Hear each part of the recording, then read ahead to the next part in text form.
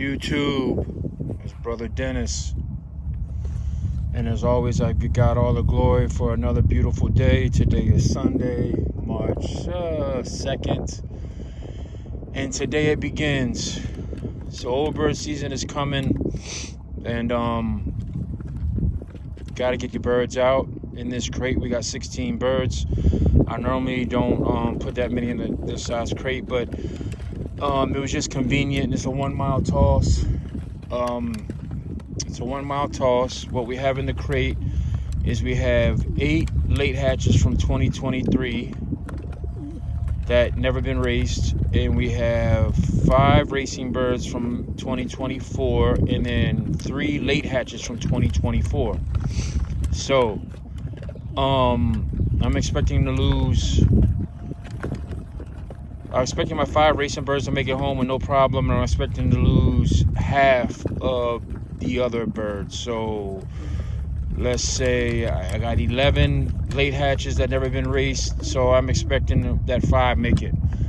They might not get lost today, but I'm expecting high casualties, because when these birds were young birds and these birds were like in 2023 late hatches, I didn't get a chance to. They were late hatches and I was in the racing season. I didn't get a good chance to toss them, so they haven't really been flown in a while.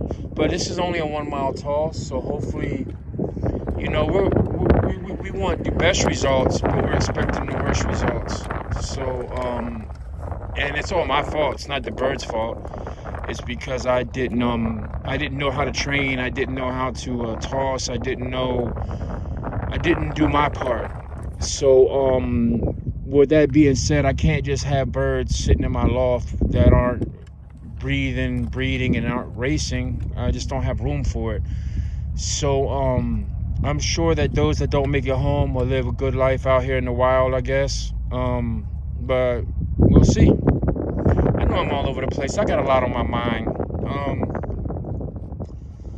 But yeah, so I give them a 5-minute cool down period or relax period. Let them settle down, look around, realize what's going on. They seem to be calm now. Yesterday I got to meet Garland Evans. For y'all don't know, Garland Evans is an older gentleman who's been flying birds since 1960. And as a young man, he worked for the government, and he was sent to Germany for his job. And while he was in Germany, he would visit Belgium and all the Netherlands and all the places where real pigeon racing happens. The Mecca of pigeon racing. And he collected birds and stuff. And when he was sent back home from his job, sent back home to the United States, they moved him back home with all of his birds and all of his stuff. And ever since, he's been building a program and a bloodline. And he donated birds to the club. And I got actually 5 pairs of his birds. And I got to meet him yesterday and talk to him. And he explained to me that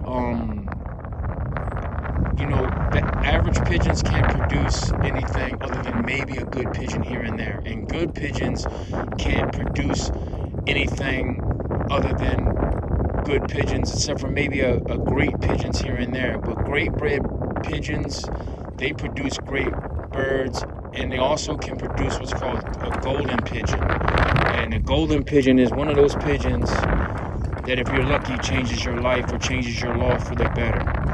But in order to get a golden pigeon, you have to have great pigeons. In order to get great pigeons, you either got to spend a lifetime collecting pigeons and breeding them and selecting them and culling them, or you have to know somebody who gives you a one-up, or you have to spend a lot of money buying pigeons.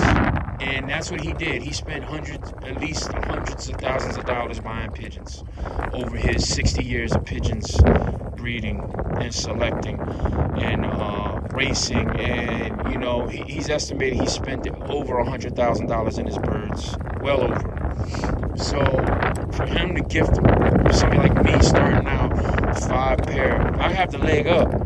It saves me from doing all that, because I can't do all that. I'm 55. I don't have 60 years to breed a bloodline. I don't have hundreds of thousands of dollars to invest. So he gave me a gift. He gave me a cheat code, right? So what we're doing now is we're going to see if there's any pigeons in this crate that dare to be great. All these pigeons are off of good bloodlines and good breeders, but do I have any great pigeons in here that maybe one day will lead to a golden pigeon? That's the goal, right? That's what we're striving for. Okay, so to God be the glory. This video is about 6 minutes so far, and it's time to let these pigeons out and let them let's see what happens. I'm sorry, but this is just the way it is. Even Tommy told me that Tommy Tachyon told me that the best way to have a great pigeon loft is to use your baskets and toss your birds, and don't baby them. You know, I don't want to say feel sorry for them, but don't develop that soft spot in your heart to where you won't challenge your pigeons. And that's what I'm doing right here. I'm challenging these young birds, these rookies or maiden voyagers. I'm challenging them. And before I say that, let me tell you another story he told me. He told me that earlier this year, when he realized his medical, he couldn't fly pigeons. He had already started breeding pigeons. So he gave 15 young birds to a flyer. These birds were like 30 days old. They have never been out the loft. They have only been in the aviary once or twice. And he gave them to a guy. 2 weeks later, he's come home. He comes out in his backyard, and one of those pigeons is sitting in his yard. And he's like, how did this pigeon, who's never been settled, never been out, been in the aviary maybe once or twice, end up in my yard? Flew 60 miles from the other guy's house home on its first flight. Its first time out, it flew right back to his house. That's saying something. If you really think, if you know pigeons and you think about that bird never been out, but that pigeon, because of the greatness in his bloodline and all the years of experience that Garland Evans put into producing great pigeons, that pigeon's instinct brung it home. They're starting to peck each other. I gotta let them out. But when he told me that story, I was like, you know what? I could have great pigeons in this basket and not even know it because I'm not challenging them. So here's their first challenge. Okay, guys, this is the challenge, the Garland Evans challenge. Will you make it home? And if not, may you go with God. See how someone won't even leave out the cage. They don't know. That one there is a late hatch. So I'm pretty sure he's not gonna make it. No, this is not that one there. I don't know why that one's just walking. They're just walking out. This is what it's all about. The green band was that's a 2023. That bird has been, I know that bird has been settled and tossed. Come on, guys, get off the ground. Ah, there you go. Get up in there. There you go. So I'm pretty sure those three, I mean, this is what it is, man. I'm giving y'all the truth. I'm giving y'all, if they know the kid up with them birds, if they know the kid up, they'll make it home. But I'm giving you the real right here. This is the real. This is my fault, 100% my fault. But the only way to get your birds to fly is to let them fly. I can't, there's no other way I can do this. This is a mile toss, not even a mile. It's like 0.6, just out of sight of my loft.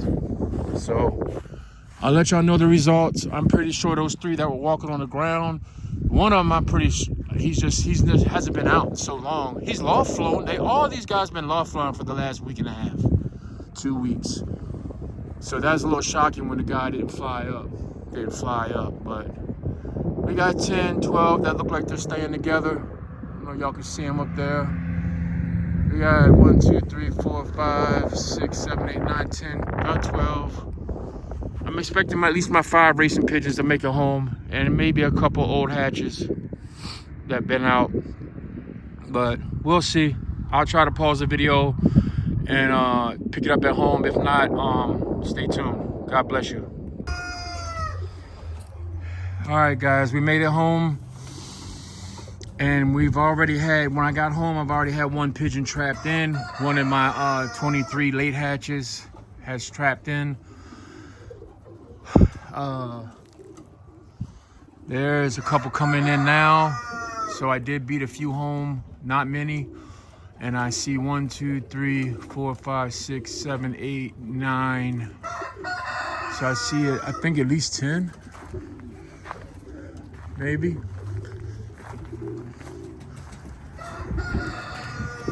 So there's one of my racing birds. So I'll take a count. Like I said, I think a couple of them, like I said, all these birds have been I don't know about ranging, but they all been out loft flying and this and this and that. It's just that I got to dare to be great, and I got to get these birds flying, and they just got to do it. They just got to do it. If one can do it, the rest can do it. So at least it wasn't a total loss. And then, like I said, it was only like a 0.6 miles. 1, 2, 3, 4, 5, 6, 8, 9. I already got at least one that's trapped in. But you see they got breeding on their mind.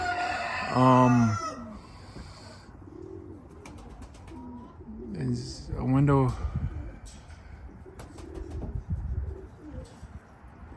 Yeah, so this is what it is, guys. I'll give you the total count. I'll do a little video later. I'm sure I've lost at least 2 or 3, which is concerning. I had a lot of mixed feelings about tossing a couple of them that I've grown kind of attached to, but if you dare to be great, you just got to take chances and challenge your birds, you know?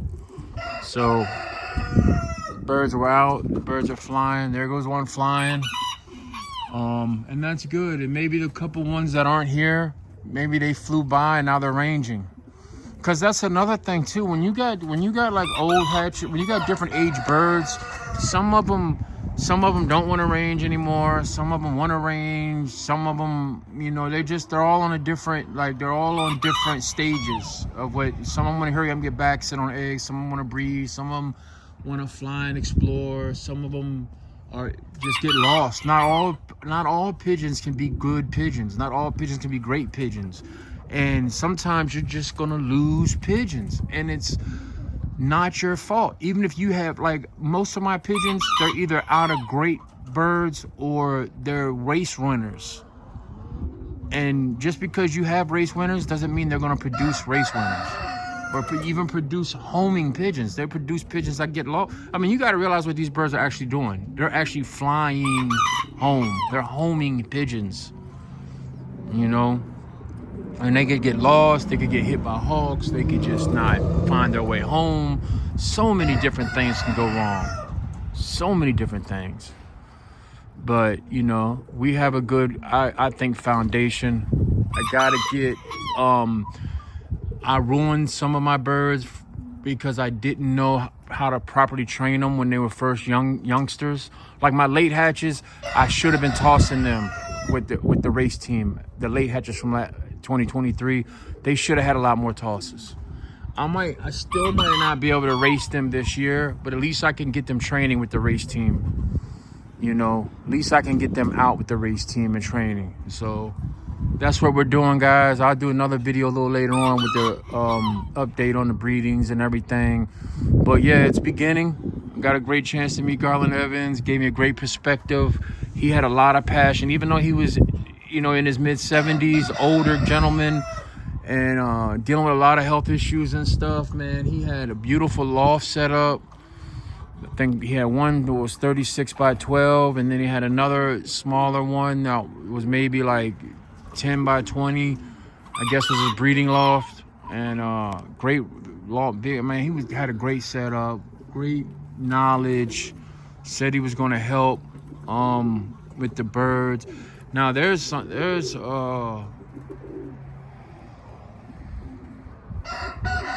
there's something. There was one of the birds that was standing on the ground on his back. So Yeah, we got some birds. One bird I haven't seen yet though is my white hen, my barnhart hen, and that's the thing, I can't remember if that bird had been tossed or not. I know it had been loft flown and it had been out several times, and I do remember it has been tossed, but it could just be ranging, it could be lost, it could be whatever. I don't really have high hopes for white racing pigeons anyway, but yeah. See, these birds aren't even tired, man. They're not even breathing. They just want to frolic around. So, unfortunately, because I had some late hatches and some birds that haven't been out, I only went half a mile, and that's the problem. That's the problem we're trying to get. Because some of these birds, I could have easily took them 20 miles, especially my race team from last year. So, I'll get them out. I'm going to get them out. Got a couple weeks to get them out, so they'll get out and they'll get going. So today's a good start, and I'll be challenging them soon, especially my 5 or 6 race birds. So I might have to bring them along in 2 different groups. My race birds, the 5 or 6 that I already I have experience. Like, I might have to take some of my birds 4 miles and then take them 10 or 20, you know what I mean? And then take them, just get them together. But I think what I'm gonna do is I'm gonna take them, this was 1 mile or half a mile. I'll probably do this one more time. But since they all seem to make it, maybe I'll go 2 and 5, 10, 20, 40, and then that's it. After 40, they'll be ready to race. So anything they can make it home from 40 should be able to make it home from, I think our first race is like 150, 130 to us. So, yeah, guys, that's what we're doing. It's beginning. The training is beginning. And it is what it is, man. It is what it is. I'll let you know what made it, what didn't make it. I don't see the grizzle, which was a late hatch from this year.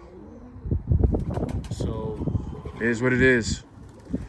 God bless everybody, man. Love over everything, man. Seriously, just love each other.